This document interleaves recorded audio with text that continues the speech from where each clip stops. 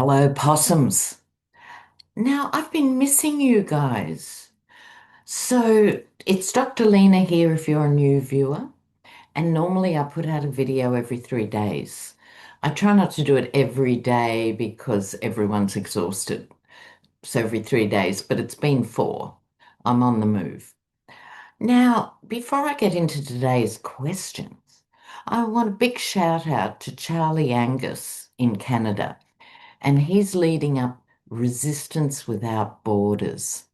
I love that name. I love that concept. So, given that you guys are Possums for Peace, I think Resistance Without Borders is a natural evolution of that. So, so, so very important. Okay, now, things seem to go a bit quiet on the Versailles Ballroom. Then, and the reason for that is the Yeti has sacked the architect. Hmm, quelle surprise. Okay, why has he done that? And that's because the architect was commissioned to build the original ballroom, which would have been bad enough in itself. You know, it's such a monument to his narcissism and his vandalism, but it was a big contract. Then the architect started arguing with the Yeti because Trump wanted it supersized. Typical of him. Typical. And the architect said, no, no, no, it will dwarf the White House. The proportions are all wrong. It's not possible to do that without contravening local orders and so forth. Imagine someone actually saying no to the trumpet. And that led to a fracas of some sort. That architect's been sacked. Another one with no morals, ethics, or intention to work again has said yes to the new extreme ballroom. So I want to just dive in before we get into the other stuff. What's happening with the ballroom? It's symbolic, ugh, in the worst possible way. And I do think Dems should have pictures of the demolished East Wing behind them every time they are in front of a microphone. Okay, the ballroom. What's happening with the ball? Now, because I'm traveling, I haven't got a space I can show you the cards, so you'll just have to trust I pull these cards out and I will show you. I'll hold them up and show you. Oh, well, that's typical. Yes, well, here we go.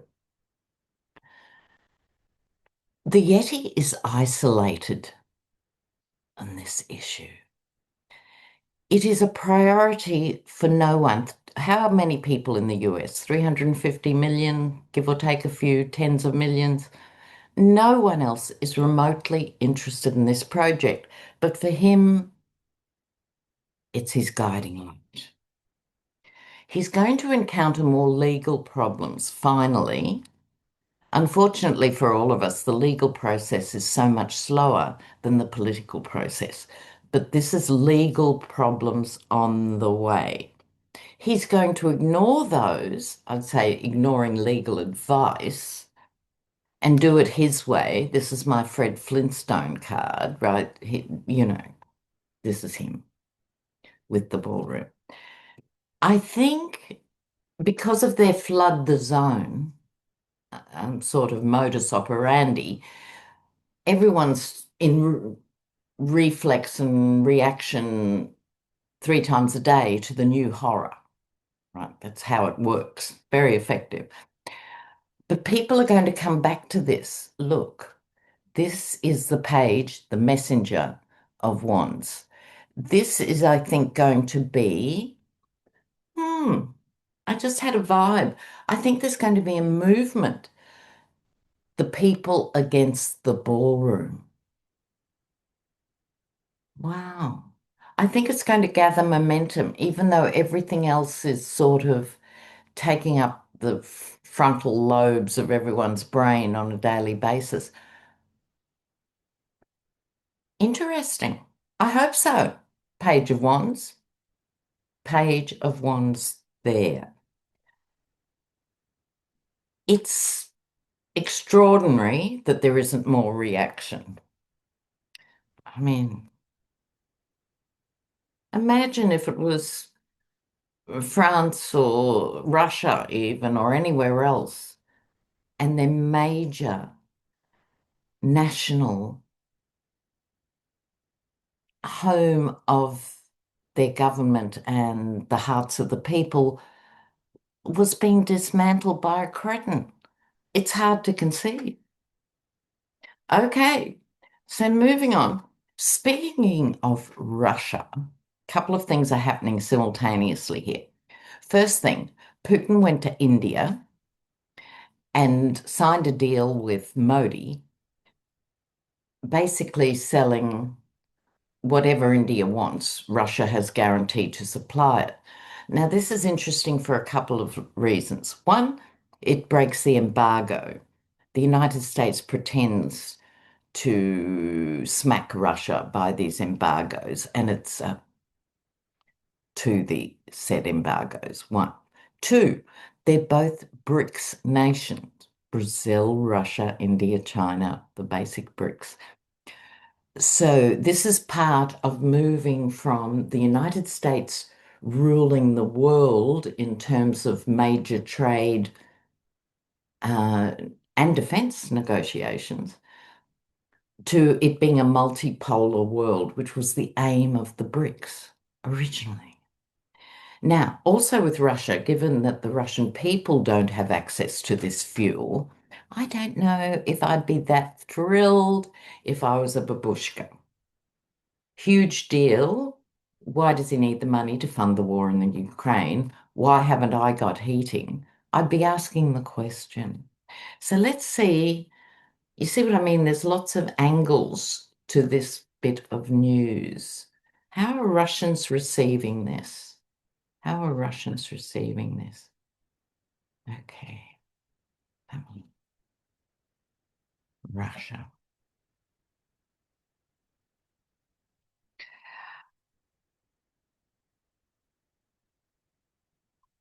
This is fascinating.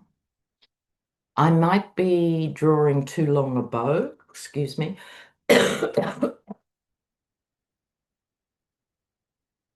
But let me share what flew through my brain when I put these cards down.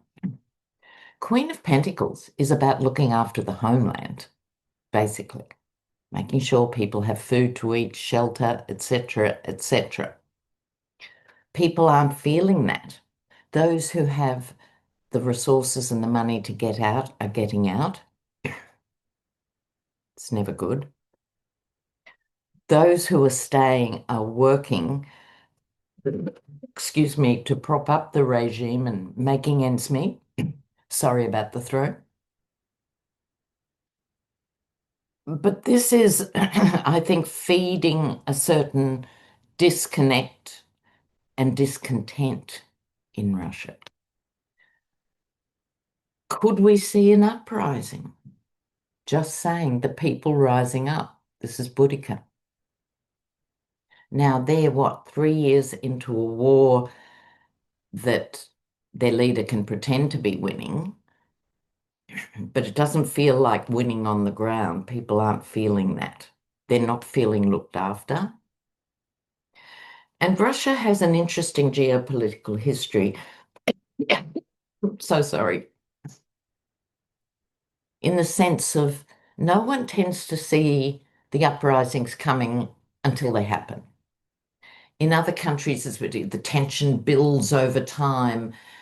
And it's because it's a repressive regime, the opposition, as we know with Navalny and all others, there's not a healthy opposition to be out all the time. So what happens is the ruling powers rule until the people have had enough. So I wouldn't put an exact timeline on this, but I don't think it'd be turning up if it wasn't just a year or so away. I don't think it's going to be months, but I don't think it's going to be decades. I'd put it at about a year or so away. And I think we'll have to keep our eye on that. Now, while I'm shuffling, a viewer asked a really good question, which is when is greed going to be defined as a mental illness? I think it's a great question. It's not about it literally being sort of part of the DSM manual for mental illness, but it's like it is. We're in a situation where the insatiable greed of the 1% and more broadly the 10% is indifferent, completely impervious to the sufferings of everyday people. The middle class is now struggling. The working class had already become the working poor, now becoming the working homeless. Shame, shame, shame. And Australia is not much better. Well, we are in some senses, obviously, we have universal healthcare. However, homelessness is rising, and young people aren't talking about marriage. They're certainly not talking about having kids. They're certainly not talking about owning their own homes. Okay, Australia had one of the highest rates of home ownership in the world. And now, no. Excuse me. So unless you've got the bank of mum and dad, forget it. And this is a universal problem. Where was I going with that? I digressed so far, I lost track of where it was going. Oh, greed is a mental illness. It's, I think this is what happens. Capitalism, we've reached peak capitalism, and the idea of it was the wealthy should be unregulated. It'll make competition, it'll make things cheaper for people, trickle down economics. The word should have been a clue, right? Trickle down economics. And people bought that line. And now it's not sustainable. So, my next question is, are things going to be so obviously out of whack, as we say in Australia, out of balance, that it will lead even centrist America to what they're described as lefty politics? No, they're not. They're humanitarian, they're basic, compassionate positions politically. You know, no child in poverty, everyone should have a roof over their head. You shouldn't work 80 hours a week and not have enough to pay the power bill. We're talking basic stuff. This is not radical left. This is basic. So let's see how that momentum's going. Let's see how that goes. Oops, what fell out? Crossroads. Hmm. In other words, are people going to consider policies they would not have dreamt of before? So let's have a look. Well, now this is in terms of the US, but like I said, it's actually a wider issue. And that's why Mamdani is so important, because he's young and he's captured the imagination in other countries, the UK, Canada, Australia, AOC, right? You know, bless Bernie, paved the way. He's been saying it for 60 years, but people are now hearing it. They're feeling really defensive. They're struggling from the hill. I'm struggling against having the car repossessed, struggling against being evicted. This, you know, and people are getting angrier. And what I would say this represents Congress. Sorry, I'm so croaky today. They want help, not just in terms of a handout. They want political support. They want different policies. The burden is becoming untenable. Oh my God. I think it's happening quite quickly. I do. Wow. Now, I'll croak on another moment. Now, in terms of idiocy and Olympic size bad behaviour, we can't avoid the Hegseth issue. Right. The satanic Ken doll that is Pete Hegseth. He's a lunatic. Do you remember that dreadful speech where he lectured the generals from the stage on their grooming and need to lose weight and so forth? And he ranted and said, our troops will no longer be constrained by conventions of war. He actually said it. So now he's trying to weasel out of the September 2nd boat incident another thing. There will be other things that will surface. Why hasn't he been sacked already? The Yeti, I don't think knows what day it is, let alone the fine print of Hegseth's bad behaviour. But let's just look at Hegseth. Let's have a look. Did you see on Truth Social, I think it's 2 days ago now or something, not that I look at Truth Social, but as the Midas Touch says, we are subscribed to Truth Social, so you don't have to. And he came out, the Yeti this is, and came out and said, apart from everything else being fabulous, such a good economy, the price of pharmaceuticals have gone down. You might have missed this, intrepid viewers. You might have missed it. They've gone down 500%, 600%, and then 700%. Are they paying you to take medication? What rubbish is this? That's a question I have too. Are MAGA actually listening to him or not? Okay, Hegseth. Surely.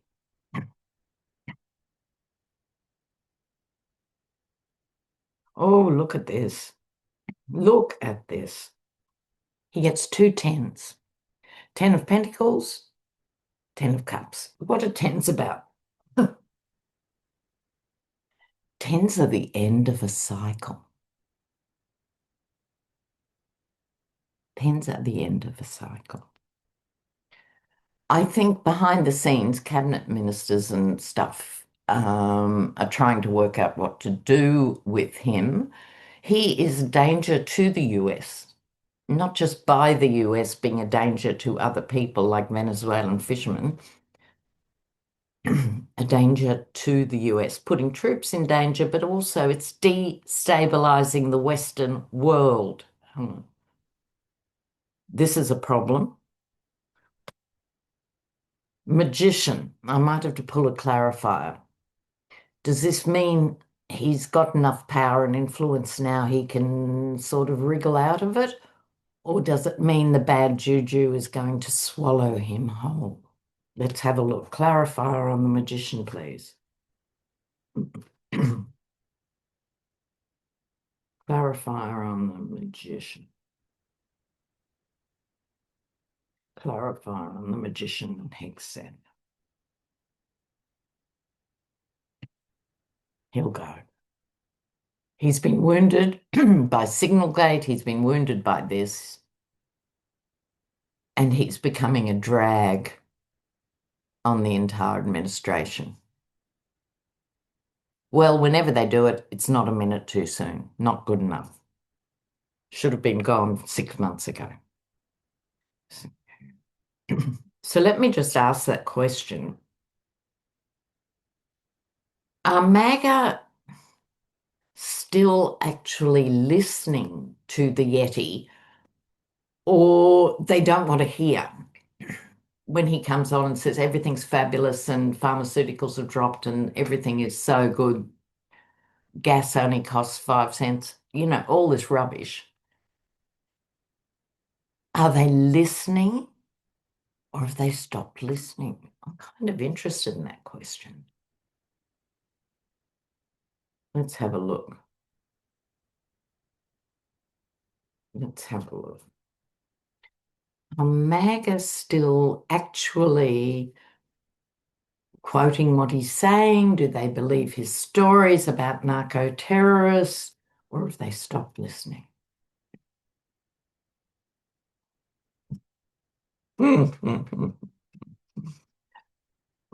Very interesting. They've stopped listening. If they're pushed on a subject, they might quote what he says or something, but look at this. They're lying down.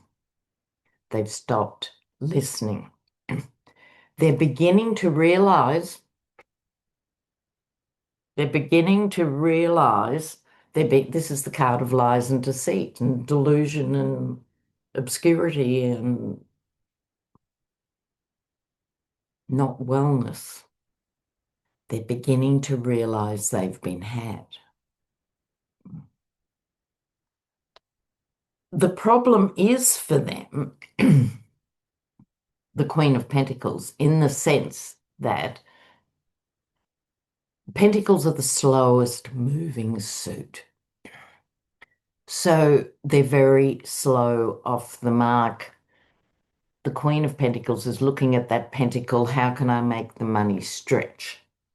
So they're still looking at the family budget and going, well, it was bad under Biden and it's going to get better. He said it was going to get better. So they're still clinging on to that. It's hard to move them. They're rusted on. But I love this as an outcome card. This is people, different races, different genders, actually connecting. And I would like to share a thought that just flew through my head. And I think it was a comment on Rose Park permaculture. Originally, I saw this comment. And someone said, if someone tells you to have a culture war, it's because they don't want you to have a class war. Okay. The culture wars are always a smokescreen.